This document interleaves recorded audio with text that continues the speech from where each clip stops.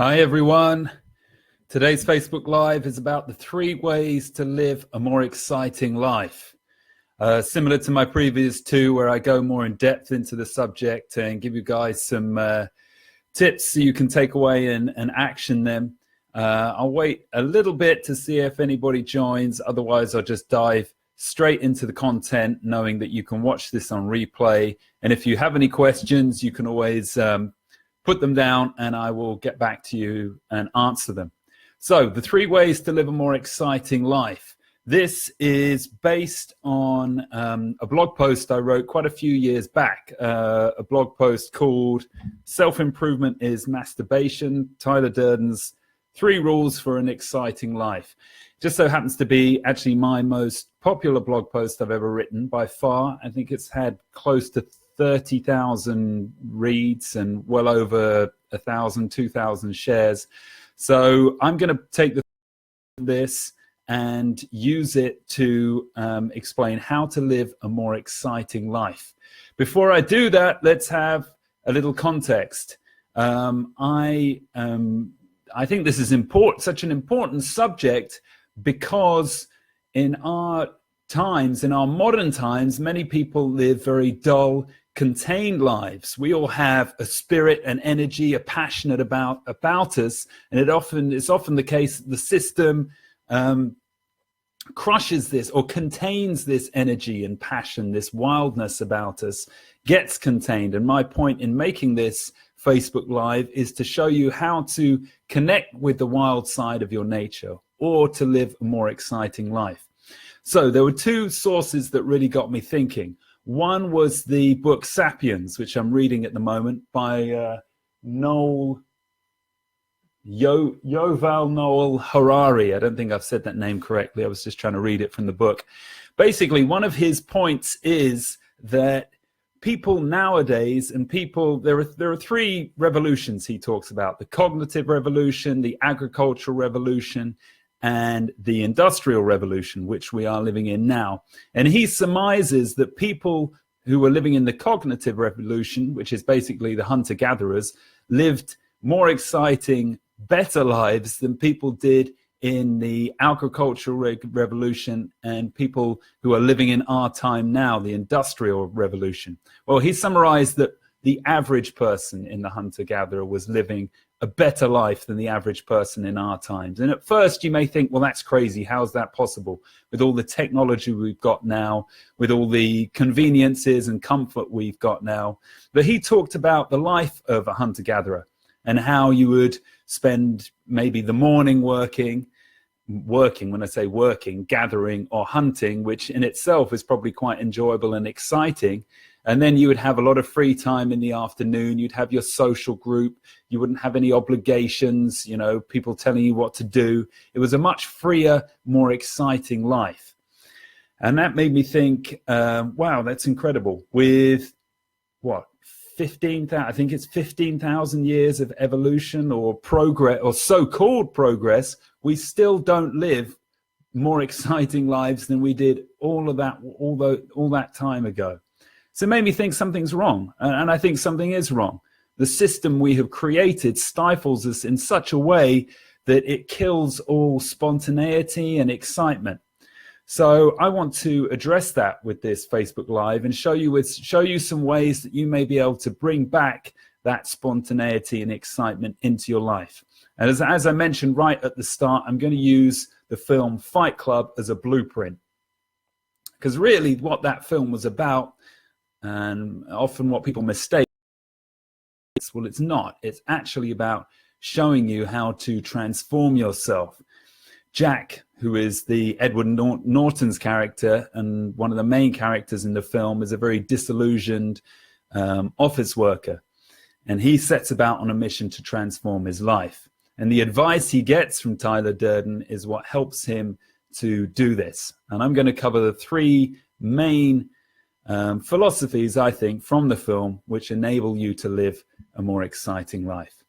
So let's get into that right now. And if you have any questions while I'm doing it or any points you want to make, just go ahead and put them down. I can see you in the box at the moment. I can see We've got Leslie and Mark viewing or joined. So hi to you guys. Thanks for watching. And put your questions down if you have them, or make your points, and I will comment on those as well. So the first step to living a more exciting life, and that is stop trying to control your life. And I'm going to use a quote from the film, where each point I make, I'll actually read out a quote to sort of reinforce what I'm talking about. So here we go. Tyler Durden says, "I say never be complete. I say stop trying to be perfect. I say let's evolve and let the chips fall where they may." So the first key to living a more exciting life is to stop trying to control your life. Actually, a better way of defining that is stop worrying about the outcomes and forcing things to happen in a certain way. You know, as somebody who is into personal development, who writes on personal development, who coaches people on personal development, it's a little bit of a contradiction or a blurred line. On the one hand, we want to have more control over our lives because we want to shape the direction of our lives. On the other side, if you try to exert too much control, it becomes very easy to fall into the trap of worrying about things, worrying about things not happening or unfolding the way you want to do. And when you worry about things not going the way you want them to, you're actually displaying a lack of belief in yourself. And this lack of belief, ironically, will prevent the things you want to happen from happening.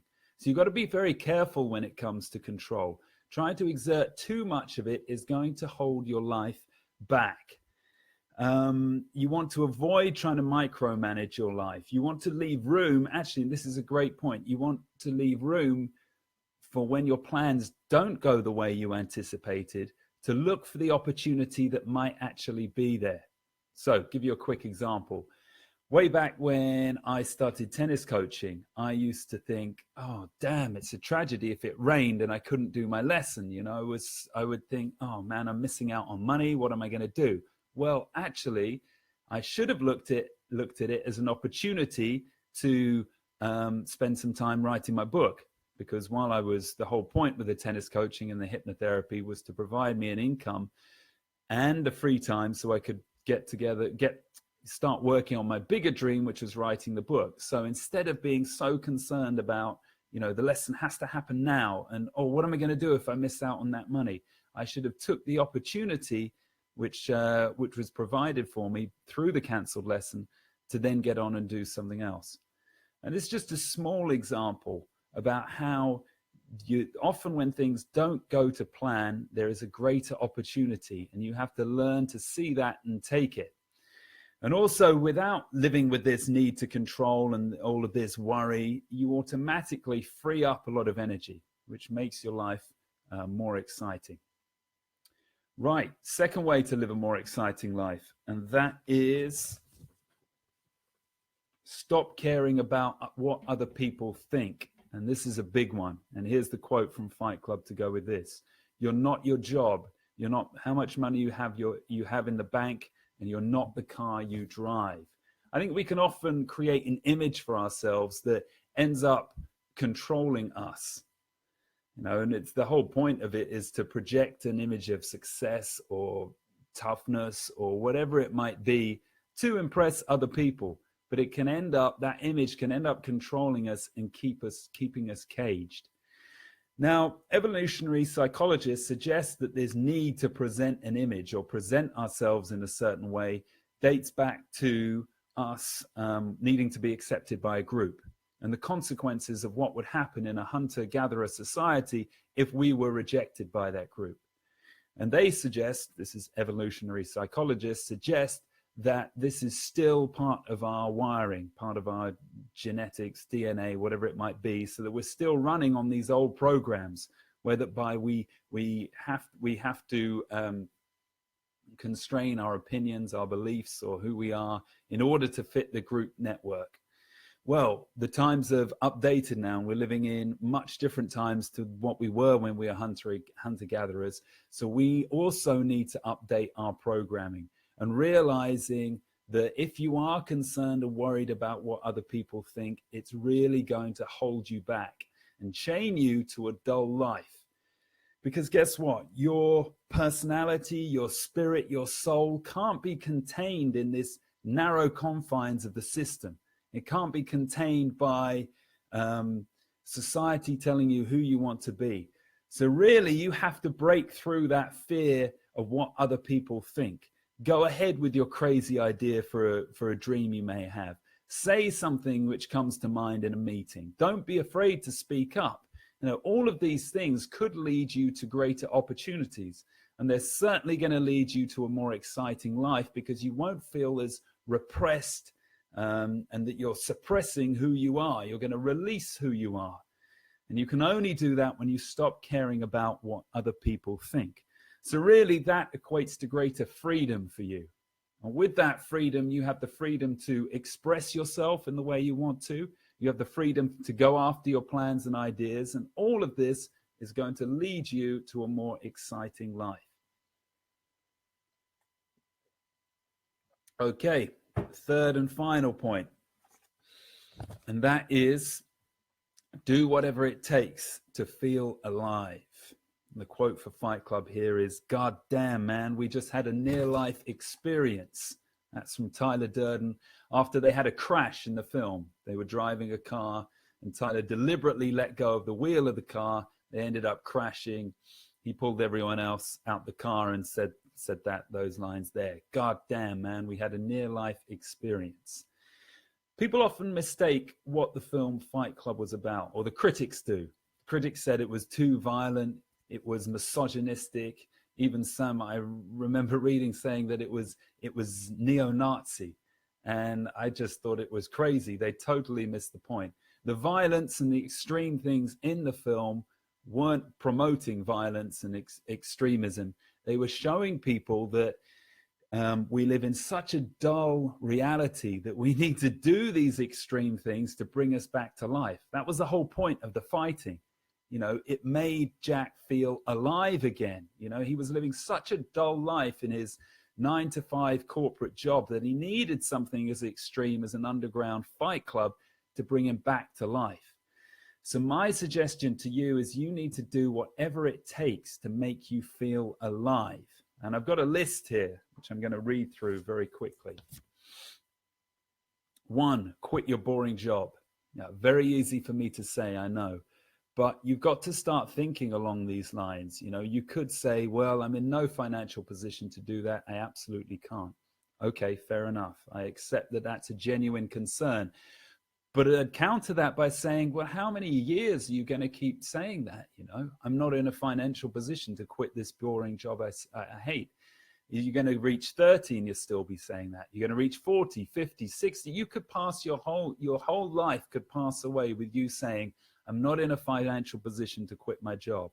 And then what have you done? You've ended up living a boring, contained life. You know, the excuse that you're not in a financial position to quit your job only carries so far. Yes, you may not be able to do it right now today, but you should be planning for it right now today. Okay, second on the list, pursue your dream. Well, that kind of goes hand in hand with quitting your boring job, but this is definitely going to make you feel more alive. Pursuing a dream is not easy. It's challenging. It's going to present you with risk, but it's certainly going to make you feel more alive. Right. End your passionless relationship is next on the list. After that, we have get physical. And what I'm saying is here, whether this is through sports, sex, getting in touch with nature, creating something with your hands or martial arts, get physical. I think in the system we live in today, pacifies us.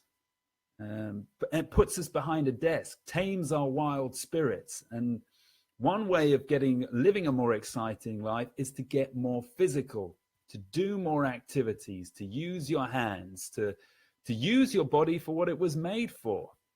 And that's one very simple and easy way you can live a more exciting life. Right, next on the list, we have change your diet. Quite a simple and easy way to get a bit more energy. And finally on the list, we have meditate, a way of using your mind, shutting down from all the noise that the system puts through our heads, through its multiple information streams, and beginning to quieten your mind, but also connect with your dream and what it is you want to do, connect with your higher purpose. This can bring a sense of, well, peace. It's peace more than excitement, but it is one way of doing it. Now, if you want to live a more exciting life, this is what I'm suggesting, is do things to help you feel more alive, but you're going to have to switch your mindset, because I would place this need to live in a more exciting life, or to do things that make you feel more alive, above and beyond the need to make money. You have to place it above prioritizing money, because time and again, your desire to live a more exciting life is going to be blocked by this need that the system puts in our head to make money. And you have to make this shift in your head, that your priority is pursuing a life of excitement, adventure, a life of principle, what you believe is right, above the need to make money.